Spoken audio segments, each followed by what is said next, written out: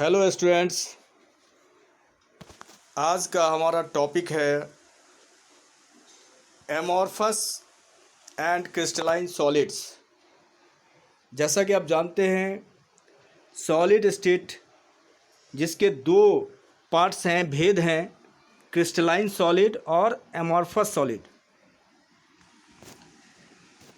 Solids can be classified as crystalline or amorphous on the basis of the nature of order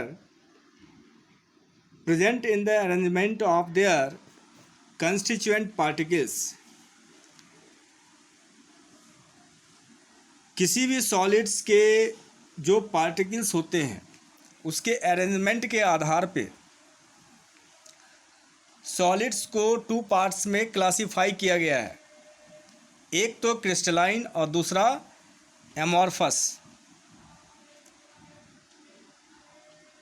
A crystalline solid usually consists of a large number of small crystals। crystalline solids जो होते हैं ये बहुत सारे small crystals के large number होता है।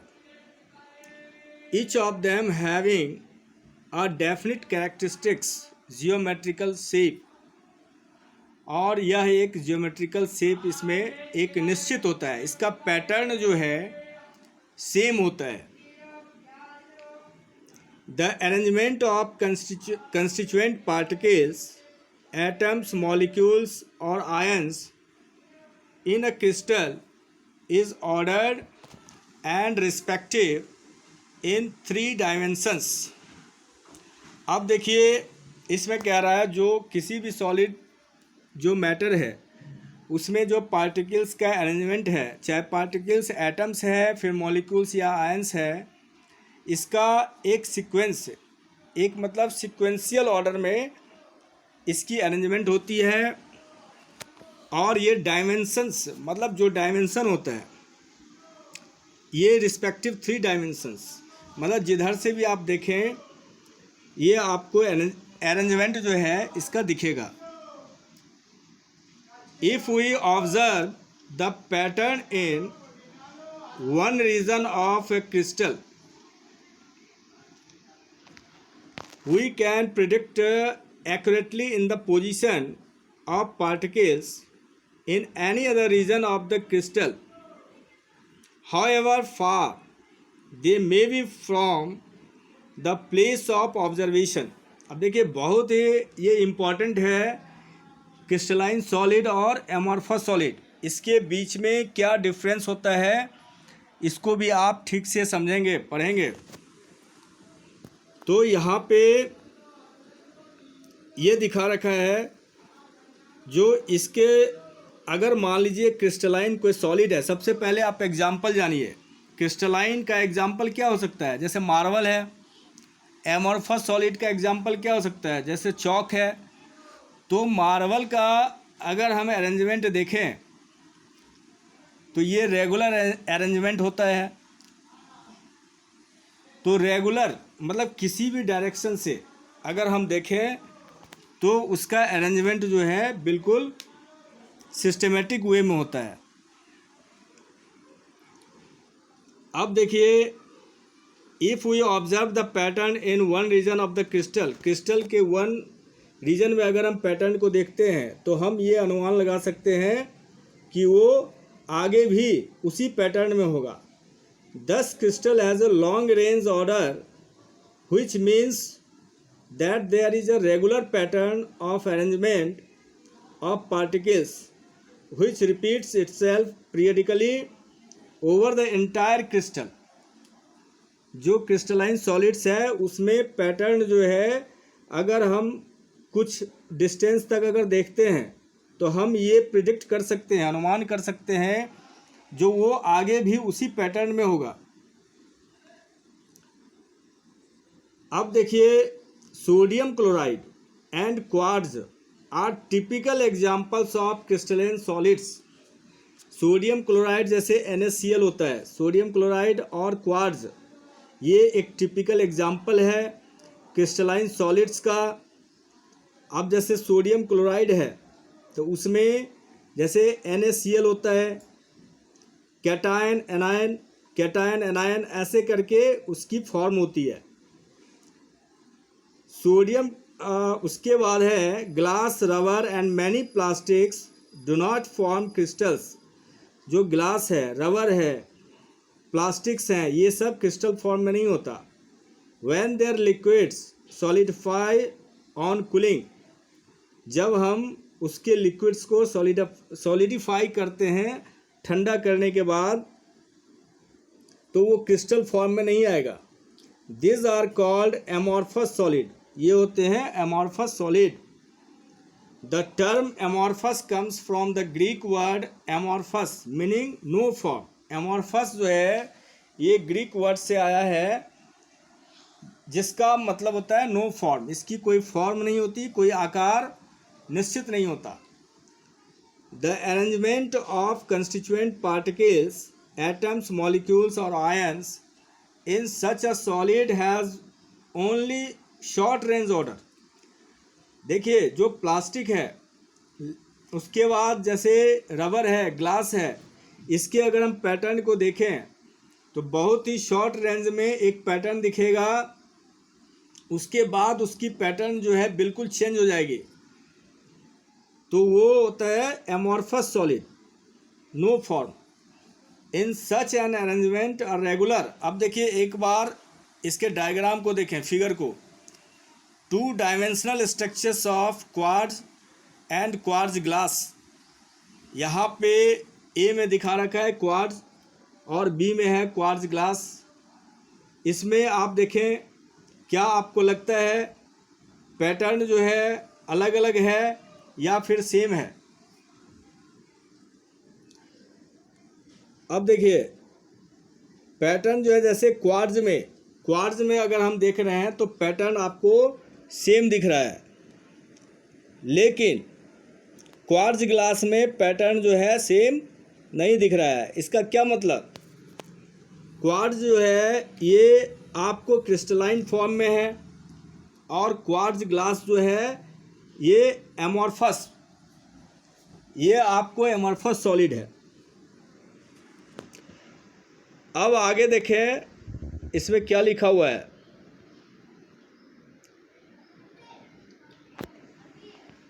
देखिए, in such an arrangement a regular and periodically repeating pattern is observed over short distances only. Regular patterns are scattered and in between the arrangement is disordered. ये disordered में होगा जो amorphous है। The structures of quartz crystalline and quartz glass amorphous are shown in figure 1.1a and b respectively.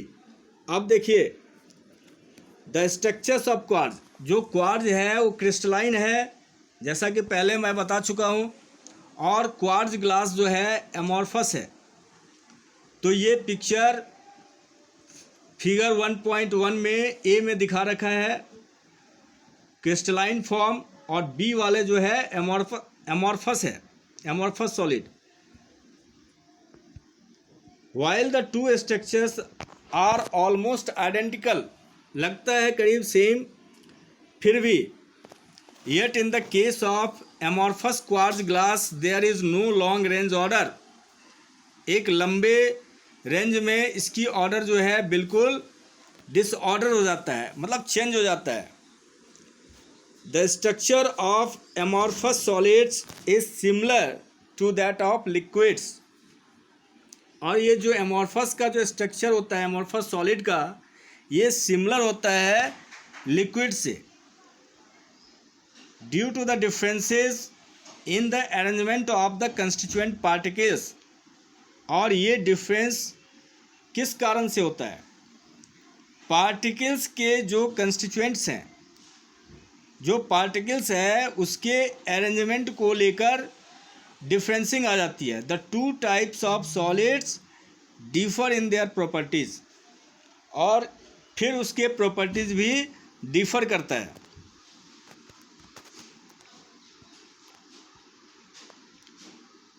Crystalline solids have a sharp melting point. ध्यान दीजिए, crystalline solids का melting point जो है शार्प होता है, एक फिक्स होता है। जैसे मान लो सपोज दैट 120 डिग्री सेल्सियस पे क्रिस्टलाइन सॉलिड जो है मेल्ट कर रहा है, तो जितने भी क्रिस्टलाइन सॉलिड्स हैं अगर उसका मेल्टिंग पॉइंट 120 डिग्री सेल्सियस है तो उस टेम्परेचर पे मेल्ट कर ही जाएगा। At a characteristics temperature they melt abruptly and become liquid, और उस कैरेक्टर पे मेल्ट होके वो लिक्विड बन जाएगा। ऑन द अदर हैंड, दूसरी तरफ एमॉर्फस सॉलिड्स सॉफ्टन। अब देखो यहाँ पे एमॉर्फस में क्या है, melting point is range of temperature. उसमें ऐसा नहीं है जो एक ही फिक्स टेम्परेचर पे वो मेल्ट कर जाएगा। एमॉर्फस सॉलिड, एमॉर्फस सॉलिड्स जो है पहले सॉफ्ट होगा, मुलायम होगा, फिर मेल्ट करेगा, फिर स्टार्ट हो जाएगा flowing over a range of temperature. तो पहले सॉफ्ट होगा फिर मेल्ट करेगा। जैसे प्लास्टिक है, पहले सॉफ्ट होगा फिर मेल्ट हो जाएगा, तब जाके लिक्विड बनेगा। इसके लिए अलग अलग टेम्परेचर पे वो सॉफ्ट होता है और फिर मेल्ट होता है। इसका ये मतलब हो गया जो मेल्टिंग पॉइंट जो है is range of temperature, temperature के रेंज में होता है। अब देखो बच्चों, उसके बाद है जैसे मान लो प्लास्टिक है, उसको आपने गर्म किया, फिर वो सॉफ्ट हुआ, मेल्ट हुआ, फिर कैन बी मोल्डेड, फिर उसको आप दूसरे शेप में मोल्ड कर सकते हैं and blown into various shape, या फिर आप डिफरेंट शेप्स में उसको जो है मोल्ड कर सकते हैं। ठीक है। Amorphous solids have the same structural features as liquids. Amorphous solids जो है उसके सेम स्ट्रक्चरल फीचर्स होते हैं बिल्कुल लिक्विड के जैसा। And are the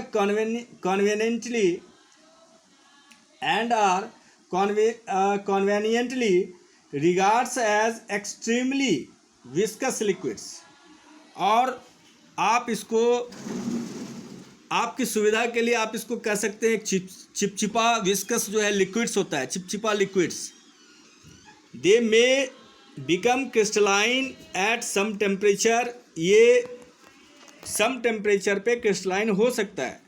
some glass objects from ancient civilizations are found to be become milky in appearance because of some crystallization. अब देखिए, कुछ ऐसे ग्लास ऑब्जेक्ट्स होते हैं फ्रॉम एंशियंट सिविलाइजेशन से, और जो मिलता है और found to become milky in appearance, appearance में वो मिल्की हो जाता है, दूधिया कलर का। बिकॉज, क्यों?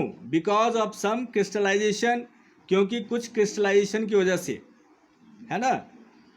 तो यहाँ पे एमॉर्फस सॉलिड्स जो है कुछ कंडीशन में क्रिस्टलाइन हो सकता है, मे बी कुछ जो है टेम्परेचर पे।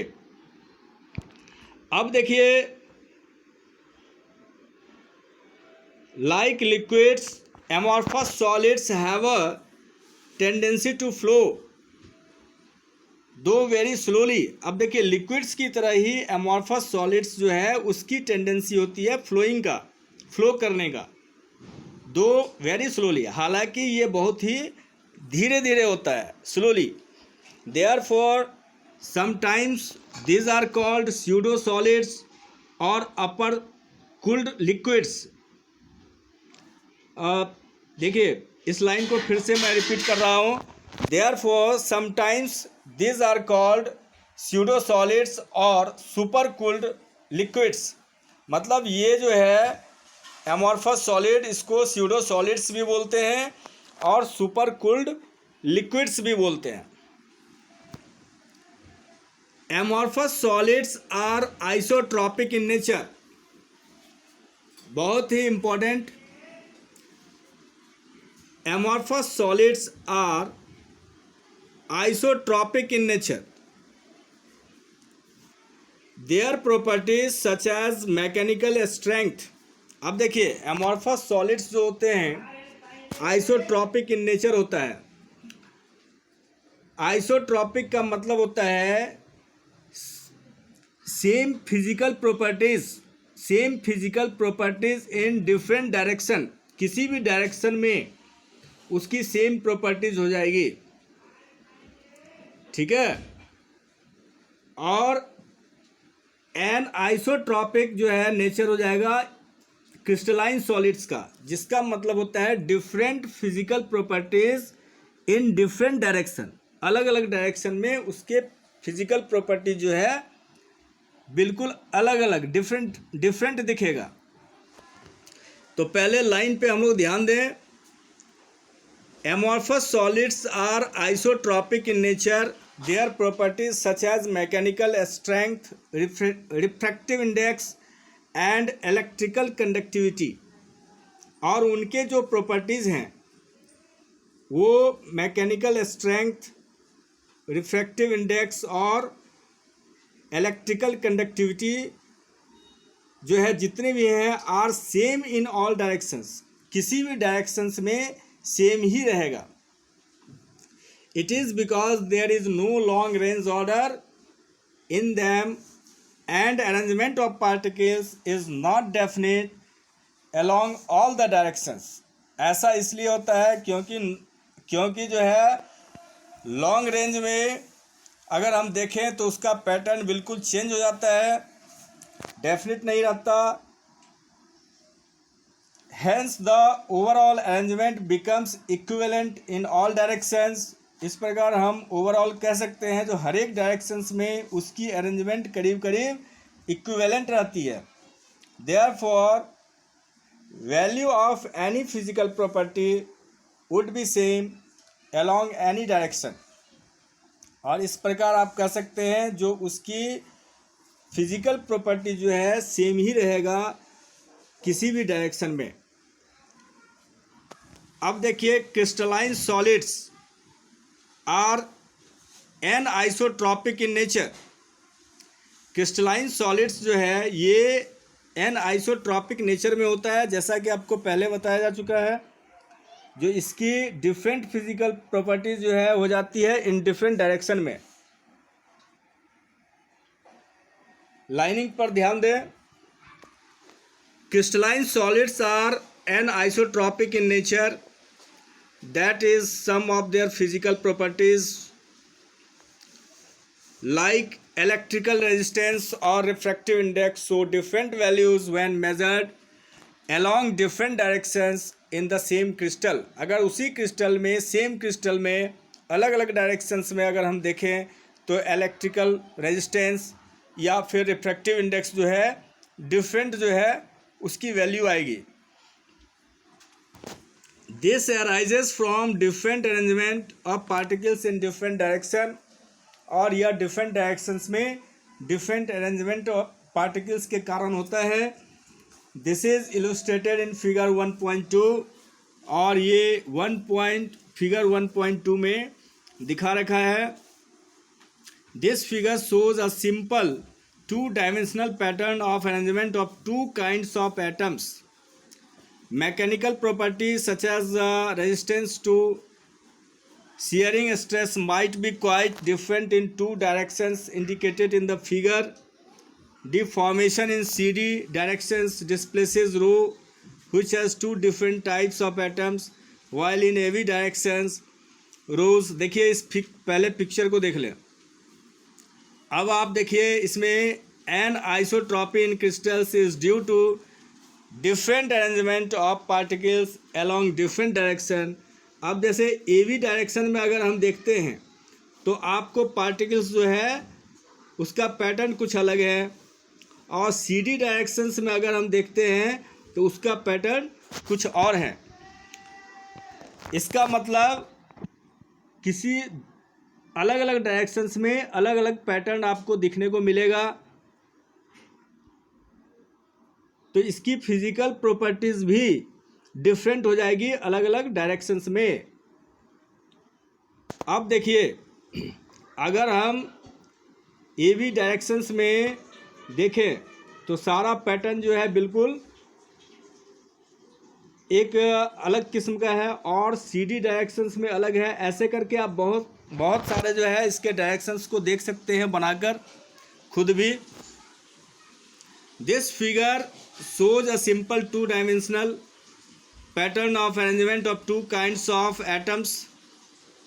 Mechanical properties such as resistance to shearing stress might be quite different in two directions indicated in the figure.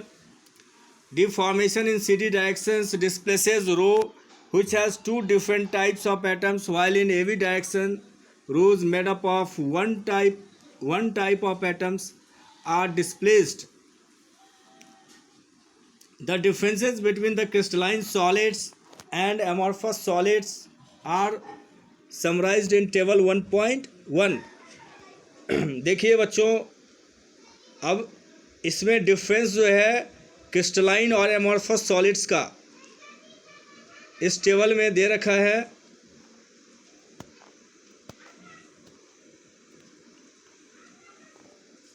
जिसको हम लोग नेक्स्ट क्लास में करेंगे, ठीक है।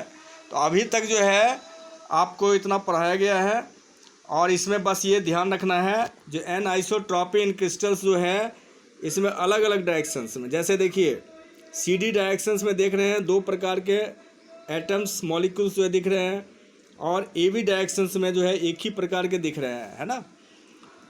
तो आप इस पर जो है इतना तक जो है पहले आप ध्यान देंगे और फिर नेक्स्ट क्लास में जो है हम लोग डिफरेंस जो है इसके बारे में और भी डिफरेंस के बारे में जानेंगे। Okay, thank you.